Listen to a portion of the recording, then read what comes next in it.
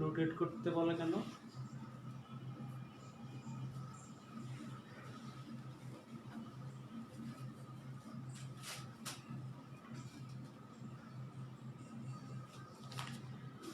সুপ্রিয় শিক্ষার্থীবৃন্দ,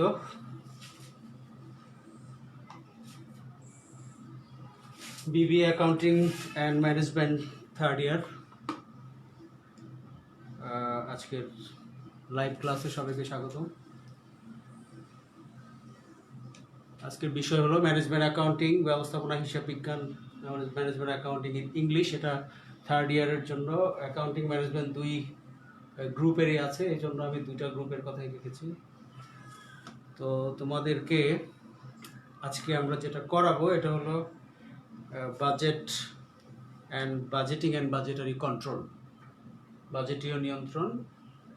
এই চ্যাপ্টারের মধ্যে ক্যাশ বাজেট একটা অপশন আছে, ওই ক্যাশ বাজেট থেকে আমরা আজকে আলোচনা করার চেষ্টা করব।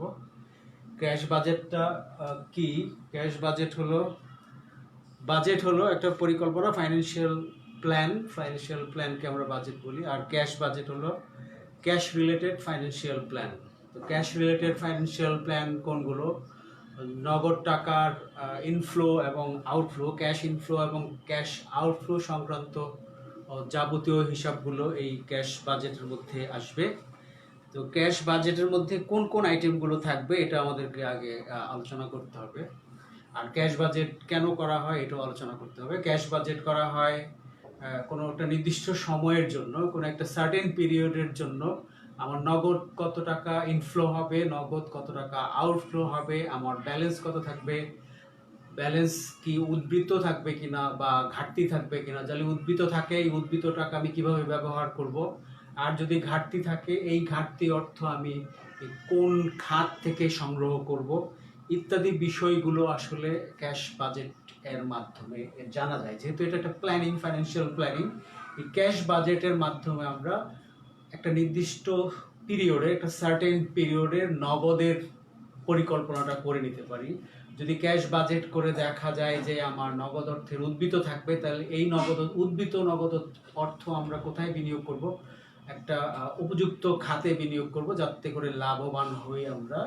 অথবা যদি ঘাটতি থাকে, শর্টেজ থাকে, ব্যালেন্সের শর্টেজ থাকে, সেক্ষেত্রে এই শর্টেজটা আমরা কিভাবে ফিল আপ করবো সেটা আমরা এই ক্যাশ বাজেট থেকে আমরা পেয়ে যাই। এই হলো তোমার ক্যাশ বাজেট কেন করা হয়, ক্যাশ বাজেটের সুবিধা অসুবিধা। তোমরা বই ঘাটলে আরো অনেক কিছু পেয়ে যাবা। আশা করি সব কিছু ক্লিয়ার হবে ক্যাশ বাজেট সংক্রান্ত। আমরা ক্যাশ বাজেট নিয়ে প্রাথমিক আলোচনা তো করলাম, এখন আমরা ক্যাশ বাজেট কিভাবে করব এটা একটু বলে নিই, তারপরে আমরা অঙ্কে চলে যাব। ক্যাশ বাজেট করা হয় আসলে নগদ প্রাপ্তি থেকে নগদ পরিশোধগুলো বাদ দিব। নগদ প্রাপ্তি কি কি খাতে নগদ প্রাপ্তি হতে পারে? নগদ বিক্রয় হতে পারে, কারো কাছ থেকে ঋণ নিলে হতে পারে, কোনো সম্পত্তি বিক্রয় করলে হতে পারে, কোনো বিনিয়োগ বিক্রয় করলে হতে পারে, ইত্যাদি খাত থেকে। আবার যদি আমি অ্যাকাউন্টস রিসিভেবল থেকে কালেকশন করি, দানাদার থেকে যদি আমি টাকা আদায় করি, সেই ক্ষেত্রে ক্যাশ ইনফ্লো হতে পারে। এই টোটাল ক্যাশ ইনফ্লোগুলো একসাথে যোগ করে টোটাল এক্সপেন্স, ক্যাশ এক্সপেন্সগুলো বাদ দিব। টোটাল ক্যাশ এক্সপেন্স কোনগুলো?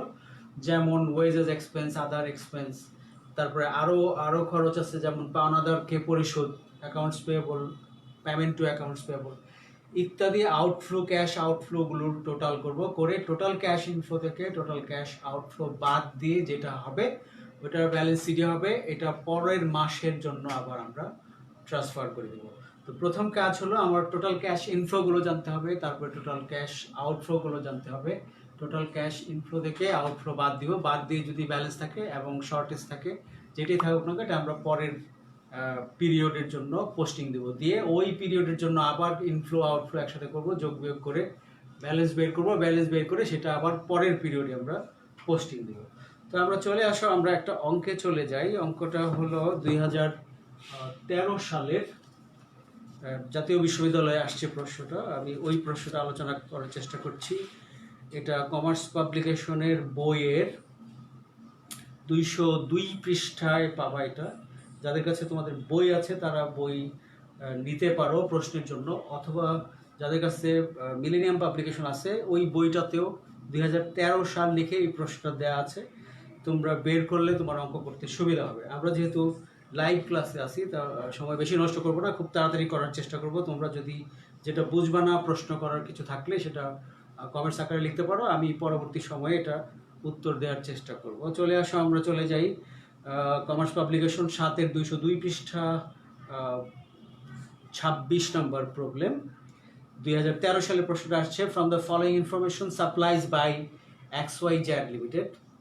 XYZ লিমিটেড তোমাদেরকে একটা কিছু ইনফরমেশন দিয়েছে। Prepare a cash budget for the month for the period from 1 October 2010 to 31 December 2010, মানে অক্টোবরের 1 তারিখ থেকে ডিসেম্বরের 31 তারিখ পর্যন্ত এই 3 মাস পিরিয়ডে তোমাকে ক্যাশ বাজেট করতে বলেছে। তাহলে আমার পিরিয়ডটা কয় মাস? 3 মাস, অক্টোবর, নভেম্বর, ডিসেম্বর, এই 3 মাসের আমি ক্যাশ বাজেট করব। আমার কি কি আইটেম দেওয়া আছে? মান্থ দেওয়া আছে কিছু, August, September, October, November, December. আর ক্রেডিট পারচেজ দেওয়া আছে, ক্রেডিট সেলস দেওয়া আছে, ওয়েজেস অ্যান্ড আদার এক্সপেন্স দেওয়া আছে। তাহলে আমার কি কি আইটেম দেওয়া আছে? নগদ, ধারে বিক্রয়, ধারে ক্রয় এবং মজুরি এবং অন্যান্য খরচ।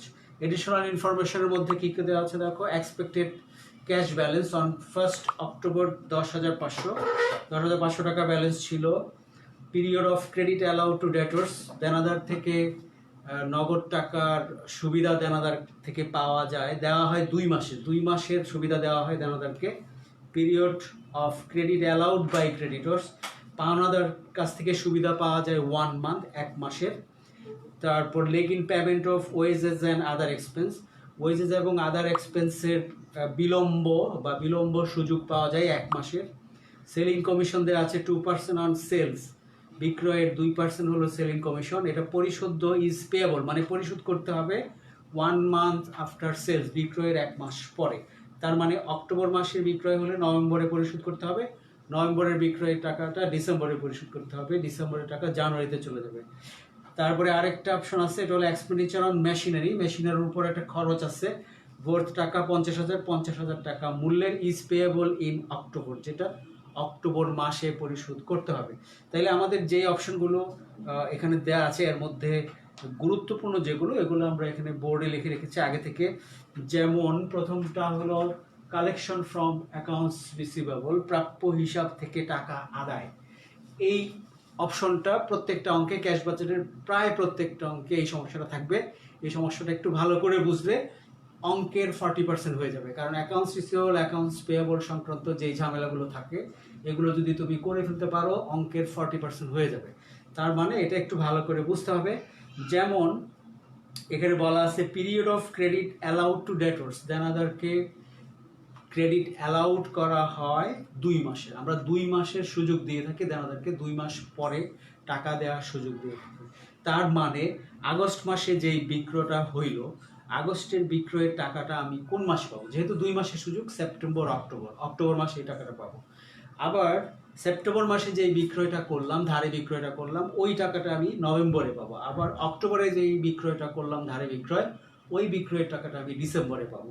তাইলে অগাস্ট, সেপ্টেম্বর, অক্টোবর, নভেম্বর, ডিসেম্বরের ক্রেডিট সেলসগুলো আমি এখানে লিখে রেখেছি। দেখো, August, September, October, November, December, এগুলো প্রশ্ন থেকে আমি লিখেছি।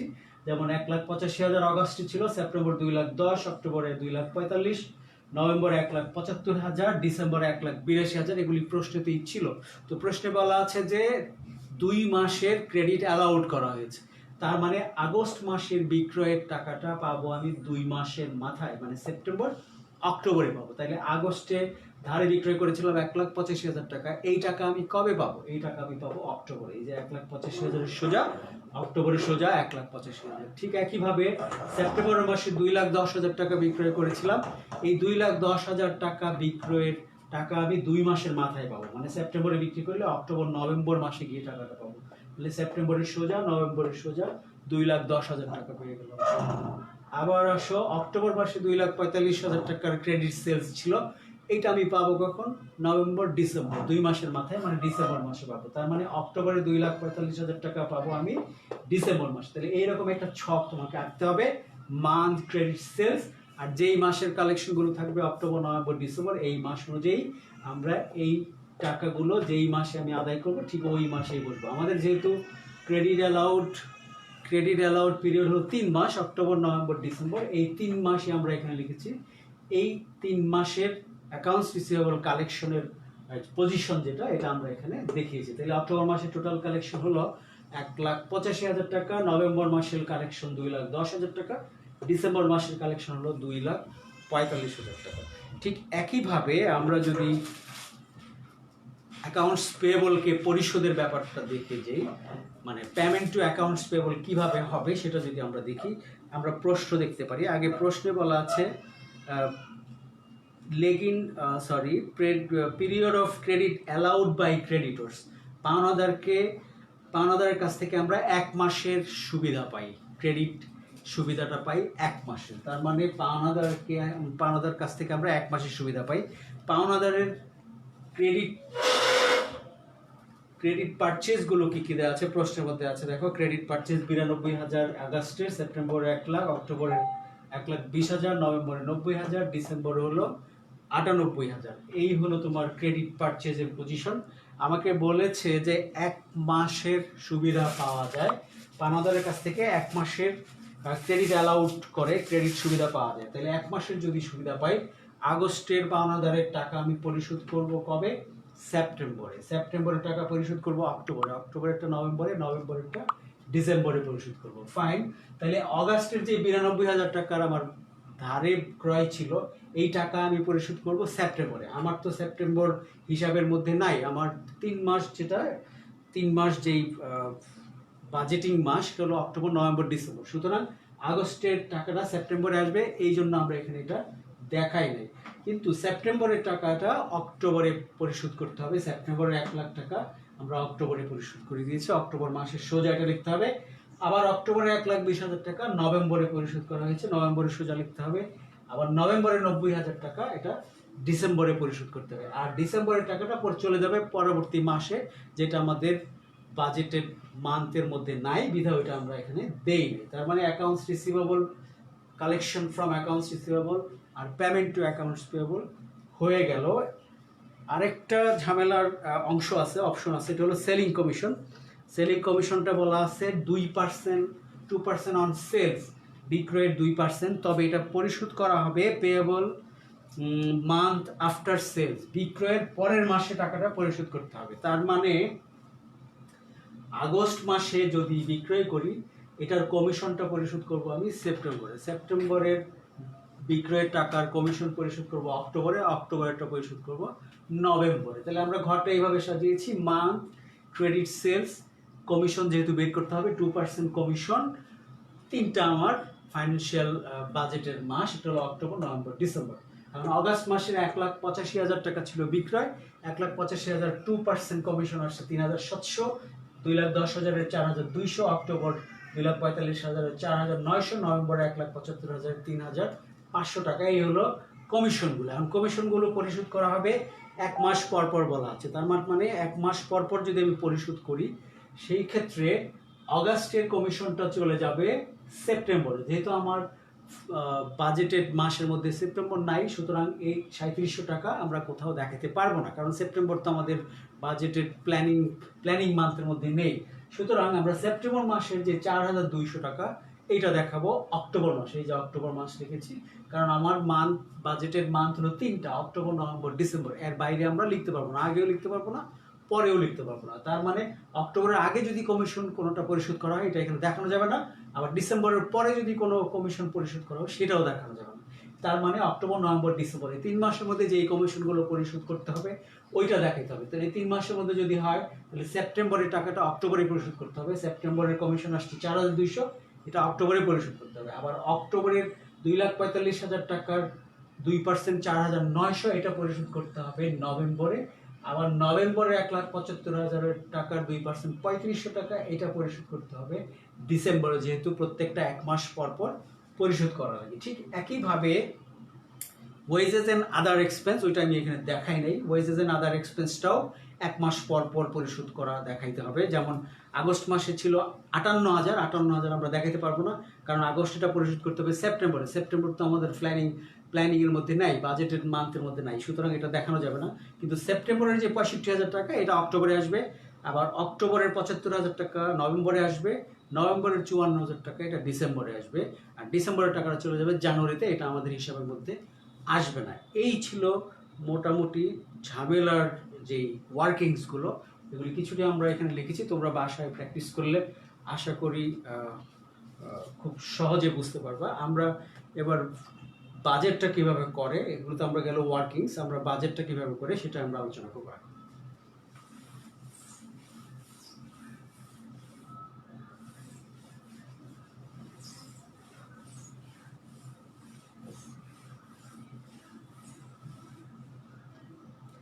যেহেতু আমাদের মাস হলো 3 মাস, ক্যাশ বাজেট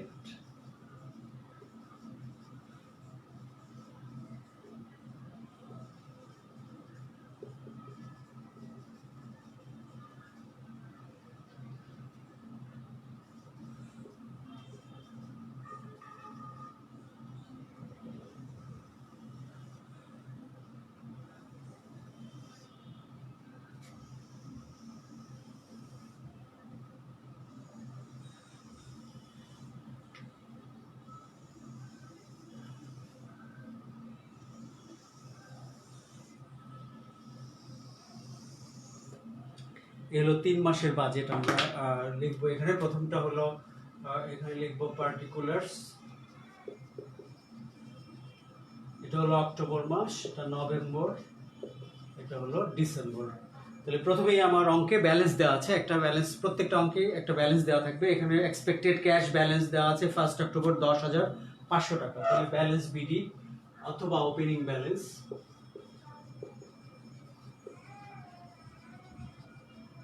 ওপেনিং ব্যালেন্স দেওয়া আছে 10,500 টাকা। এটা অক্টোবর মাসের শুরুতেই এই ব্যালেন্সটা থাকবে। আর দুইটা অপশন আসবে, একটা হলো ক্যাশ আউটফ্লো, একটা ক্যাশ ইনফ্লো। প্রথমে আমরা ক্যাশ ইনফ্লো গুলো দিব। প্রথমে আসবে ক্যাশ ইনফ্লো কোনগুলো, তারপরে আসবে ক্যাশ আউটফ্লো গুলো।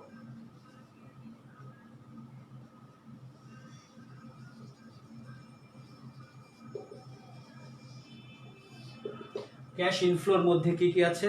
ক্যাশ ইনফ্লোর মধ্যে আছে দেনাদারের কাছ থেকে টাকা আদায়, কালেকশন ফ্রম অ্যাকাউন্টস রিসিভেবল। আমরা ওয়ার্কিংস করেছিলাম, ওই ওয়ার্কিংসে দেখিয়েছিলাম প্রথম মাস অক্টোবর মাসের নিচে কত টাকা কালেকশন ছিল অ্যাকাউন্টস রিসিভেবল থেকে কালেকশন। এটা অক্টোবর মাসের আদায় ছিল 1,85,000 টাকা। তোমরা ওয়ার্কিংস গুলো মিলেই দেখবা বাসায়, তাহলে বুঝতে পারবা। তারপরে নভেম্বর মাসের কালেকশন ছিল 2,10,000 টাকা। ডিসেম্বর মাসের কালেকশন ছিল 2,45,000 টাকা। এই হলো অ্যাকাউন্টস রিসিভেবল থেকে কালেকশন। এরপরে আসা আর কোনো ইনফ্লো আছে কিনা, আর কোনো ইনফ্লো নাই। তাহলে টোটাল রিসিপ্টটা, টোটালটা কত হবে, টোটাল ক্যাশ ইনফ্লো বা টোটাল রিসিপ্ট কত আসবে যোগ করে দিয়ে দিব। 1,95,500। এই গেল টোটাল ক্যাশ রিসিপ্ট বা ক্যাশ ইনফ্লো। আউটফ্লো গুলো কি কি আছে? আউটফ্লো অনেক একাধিক আছে, যেমন অ্যাকাউন্টস পেয়েবল, পাওনাদারকে পরিশোধ, accounts payable, payment to accounts payable. Payment to accounts পেয়েবলটা আমরা ওয়ার্কিংসে দেখিয়েছিলাম, ওই ওয়ার্কিংস থেকে তোমরা দেখে লিখে নিবা অক্টোবরে কত, নভেম্বরে কত, ডিসেম্বরে কত। অক্টোবরে ছিল 1,00,000 টাকা, নভেম্বরে ছিল 1,20,000 টাকা, তারপর ডিসেম্বরে ছিল 90,000 টাকা। এগুলো আমরা প্রথমেই ওয়ার্কিংসে আলোচনা করেছি, তোমরা বাসায় আবার এটাকে দেখে নেবা, দেখে নিলে বুঝতে সুবিধা হবে, অথবা বই দেখলেও হবে, বইও ঠিক এভাবেই লেখা আছে।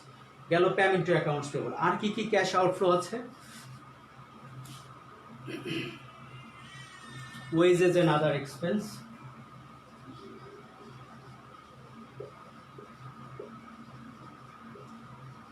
ওয়েজেস এন্ড আদার এক্সপেন্সটা বলেছিলাম, যেই মাসের ওয়েজেস খরচটা যে মাসের হবে এর পরের মাসে পরিশোধ করা হবে। যেমন সেপ্টেম্বরের ওয়েজেসের টাকা পরিশোধ করবে অক্টোবরে, অক্টোবরটা নভেম্বরে, নভেম্বরটা ডিসেম্বরে। তাহলে সেপ্টেম্বরের ওয়েজেস এন্ড আদার এক্সপেন্স কত ছিল দেখে নেই। সেপ্টেম্বরের ওয়েজেস এন্ড আদার এক্সপেন্স ছিল 65,000, এটা পরিশোধ করা হবে অক্টোবরে। তাহলে ওয়েজেস এক্সপেন্স অক্টোবরে পরিশোধ করব 65,000 টাকা, এটা আসলে ছিল সেপ্টেম্বরের। আবার অক্টোবরের ওয়েজেস এন্ড আদার এক্সপেন্স 75,000 টাকা, এটা পরিশোধ করব আমরা নভেম্বরে। আবার নভেম্বরের ওয়েজেস এন্ড এক্সপেন্স ছিল 54,000 টাকা, এটা পরিশোধ করবো আমরা ডিসেম্বরে। আর ডিসেম্বরটা যেহেতু জানুয়ারিতে চলে যাবে ওইটা আমরা এখানে দেখাতে পারবো না। পরে আসো সেলস কমিশন, আমরা যেটা বের করেছিলাম ওয়ার্কিংসে 3 নম্বর উপরের যে ওয়ার্কিংসটাতে সেলস কমিশনটা আমরা ওইখানে দেখিয়েছিলাম, ওইখান থেকে আমরা সরাসরি এখানে বসিয়ে দিব। সেলস কমিশনটা আমরা কিভাবে পরিশোধ করব, এক মাসেরটা আরেক মাসে, মানে যে মাসে বিক্রয় হয়েছে তার পরের মাসে এই কমিশনটা পরিশোধ করা হবে। এই কমিশনটা আমি ওয়ার্কিংসে দেখিয়েছিলাম। অক্টোবর মাসের কমিশন ছিল 4,200 টাকা, নভেম্বর মাসের কমিশন ছিল 4,900 টাকা,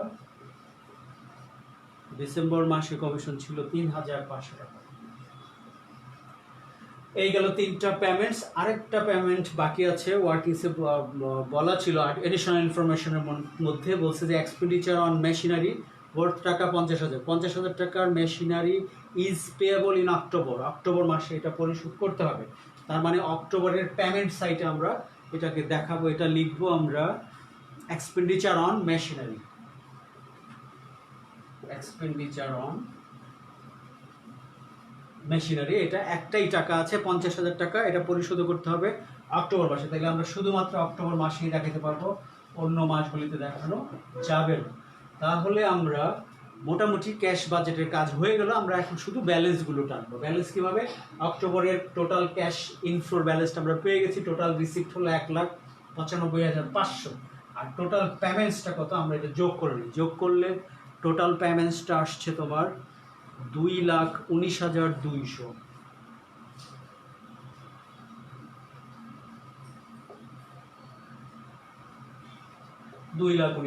তাহলে টোটাল রিসিপ্ট হলো 1,95,500, কিন্তু টোটাল পেমেন্ট হয়ে গেছে আমার 2,19,200। তার মানে আউটফ্লো বেশি হয়ে গেছে, খরচ বেশি হয়ে গেছে, পেমেন্ট বেশি হয়ে গেছে প্রাপ্তির তুলনায়। যদি পেমেন্ট বেশি হয়ে যায় তাহলে শর্টেজ হবে, ব্যালেন্সটা শর্টেজ বা ব্যালেন্সটা ব্র্যাকেট দিয়ে লিখতে হবে, যেহেতু ব্যালেন্সটা ক্রেডিট ব্যালেন্স, বিপরীত ব্যালেন্স আসছে। তাহলে ক্লোজিং ব্যালেন্সটা হবে আমার মাইনাস ফিগারের, এটা থেকে 1,95,500 মাইনাস 2,19,200 বিয়োগ দিলে আসবে 23,700 টাকা। এটা হলো তোমার অক্টোবর মাসের ক্লোজিং ব্যালেন্স। যেহেতু এটা ক্রেডিট ব্যালেন্স এই জন্য আমরা এটাকে ব্র্যাকেট দিয়ে দিব। এই ব্র্যাকেটের টাকাটা এটা হলো অক্টোবর মাসের ক্লোজিং ব্যালেন্স। এই অক্টোবর মাসের ক্লোজিং ব্যালেন্স যেটা, এটাই আসলে নভেম্বরের ওপেনিং ব্যালেন্স। সুতরাং এটাকে আমরা এখানে লিখে দেব। ওকে, তাহলে 23,700 টাকার বিপরীত ব্যালেন্স আমরা নভেম্বরের শুরুতে অ্যাড করে দিলাম। এবার এইটা আর এটা যোগ বিয়োগ করবো। 2,10,000 আর 23,700 বাদ দিলে থাকবে 1,99,900। সরি, 23,700, 1,86,300, 1,86,300 হলো টোটাল রিসিপ্ট। আর এখানে আমার টোটাল পেমেন্টস, আমার নভেম্বরের টোটাল পেমেন্টসটা কত আসছে দেখবো, 1,99,900, 1,99,900। তার মানে নভেম্বর মাসেও ঘাটতি আছে। দেখো আমার টোটাল রিসিপ্ট হলো 1,86,300, বাট টোটাল পেমেন্ট হলো 1,99,900। তাহলে এখানেও ব্যালেন্সটা বিপরীত ব্যালেন্স আসবে। বিপরীত ব্যালেন্স মানে ঘাটতি হবে, ব্যালেন্সটা ঘাটতি শো করবে। ঘাটতিটা হবে 13,600 টাকা, 13,600 টাকা। এটা আমরা কীভাবে বের করছি, এটাকে যদি আমরা এ দেই, এটাকে যদি বি লিখি, তাহলে ক্লোজিং ব্যালেন্সটা আমি কীভাবে বের করবো, এ মাইনাস বি দিলে আমার ক্লোজিং ব্যালেন্সটা বের হবে। তার মানে 1,86,300 মাইনাস 1,99,900 করলে মাইনাস ফিগার আসবে 13,600 টাকা। তার মানে নভেম্বর মাসের ক্লোজিং ব্যালেন্স হলো আমার 13,600 টাকা মাইনাসের। এইটা কি চলে যাবে ডিসেম্বরের ওপেনিংয়ে, ডিসেম্বরের ওপেনিংয়ে 13,600 টাকা। তার মানে নভেম্বরের যেই ক্লোজিং ব্যালেন্স এইটাই ডিসেম্বরের ওপেনিং ব্যালেন্স হিসাবে দেখাতে হবে। আবার ডিসেম্বর মাসে গিয়ে আমার কি দাঁড়ালো, টোটাল রিসিপ্টে কি হলো, 2,45,000, 13,600 বাদ দিলে থাকছে কত, 2,31,400, 2,31,400। তাইলে আমার টোটাল পেমেন্টস কত দেখি, ডিসেম্বর মাসের টোটাল ক্যাশ আউটফ্লোটা কত আসছে দেখি, টোটাল হলো 1,47,500। তার মানে টোটাল ইনফ্লো ছিল 2,31,000, 400, আর টোটাল আউটফ্লো হলো 1,47,500। তাহলে এটা থেকে এটা বাদ দিলে কত থাকে? 2,31,400, 1,47,500, 0 0 9 হাতে 1 7 8 আছে 11 3 হইলে 1 4 5 5 আছে 13 8 হইলে হাতে 83,900 টাকা। 83,900 টাকা। এটা কিন্তু আবার উদ্বৃত্ত ঘাটতি বা পজিটিভ ব্যালেন্স আসছে 83,900 টাকা। তার মানে ডিসেম্বর মাসে ক্লোজিং ব্যালেন্স হলো 83,900 টাকা। তার মানে হলো আমাদের 2 মাসের অক্টোবর মাসেও শর্টেজ ছিল ব্যালেন্সে, নভেম্বর মাসেও শর্টেজ ছিল, বা ডিসেম্বর মাসে এসে এটা আমার প্লাস বা উদ্বৃত্ত ব্যালেন্স হয়েছে 83,900 টাকা। এই ছিল আসলে ক্যাশ বাজেট সংক্রান্ত প্রারম্ভিক আলোচনা এবং ক্যাশ বাজেটের 2013 সালের প্রশ্নের সমাধান। আমি চেষ্টা করেছি তোমাদেরকে বোঝানোর জন্য। তোমরা যদি না বুঝে থাকো এখনই কমেন্টস করো, আমি এখনও অনলাইনে আছি, লাইভে আছি, আমি চেষ্টা করব এগুলি সমাধান করার জন্য।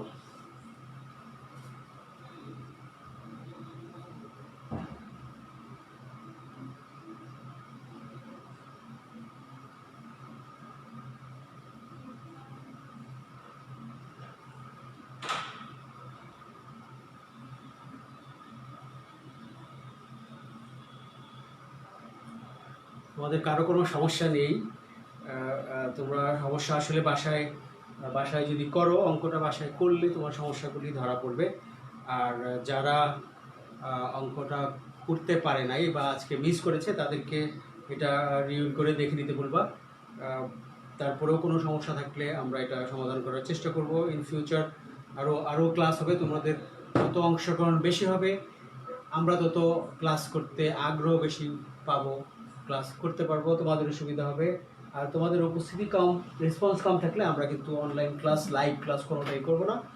আমরা যারা এটাতে বেশি রেসপন্স করছে তাদেরকে আমরা ক্লাস করব ইন ফিউচার আর কি। তোমরা যারা ক্লাস করেনি তাদেরকে ইনফর্ম করে দিবা যাতে করে নেক্সট ক্লাসগুলো তারা সবাই অ্যাটেন্ড করে। তো আজকের মতো এটুকুই থাকলো। সবাই ভালো থাকো, সুস্থ থাকো, আমার জন্য দোয়া করো, আমাদের পরিবারের জন্য দোয়া করো, আমরাও তোমাদের জন্য দোয়া করি। খুদা হাফেজ।